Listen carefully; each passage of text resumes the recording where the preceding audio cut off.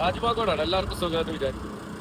മക്കത്തുള്ളവർക്ക് ഒരു ഇൻഫർമേഷൻ. കാരണം എന്ന് വെച്ചാൽ മക്കത്ത് തസ്ല ഇല്ലാത്ത ആൾക്കാരെ, മക്ക ഇക്കാമ അല്ലാത്ത തസ്ല ഇല്ലാത്ത ആൾക്കാരെ, കാരണം നമ്മളെ കമ്പനിയിലത്തെ ഒന്ന് രണ്ട് വണ്ടി മക്കത്താണുള്ളത്. അവർക്ക് തസ്ല കാര്യങ്ങളൊക്കെ ഉണ്ട്. അവർ മക്കത്ത് കസ്റ്റമറൊക്കെ മക്കത്തായതുകൊണ്ട് മക്കത്ത് തന്നെയാണ് അവർ താമസിക്കുന്നത്. ഇവിടുന്ന് വണ്ടി ലോഡ് ചെയ്ത് പോക്കാണ് കഴിയുന്നത്.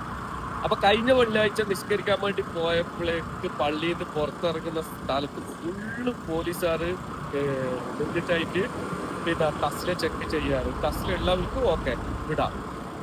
മക്ക ഇക്കാമയാണെങ്കിൽ നോ പ്രോബ്ലം. ജിദ്ദ ഇക്കാമ മക്കന്ന് പുറത്തുള്ള ഇക്കാമയാണ് എന്നുണ്ടെങ്കിൽ തസ്ല ഉണ്ടോ എന്ന് അവർ നല്ലോണം ചെക്ക് ചെയ്തിട്ടുണ്ട്. തസ്ല ഇല്ലാത്ത ആളെ വണ്ടിയിലേക്ക് കയറ്റിയാണ്. 3-4 ബസ്സൊക്കെ നിർത്തിയിട്ട് ചെക്ക് ചെയ്തെന്നാണ് പറഞ്ഞത്. ബസ്സിലേക്ക് കയറ്റി കൊണ്ടുപോവാണ്.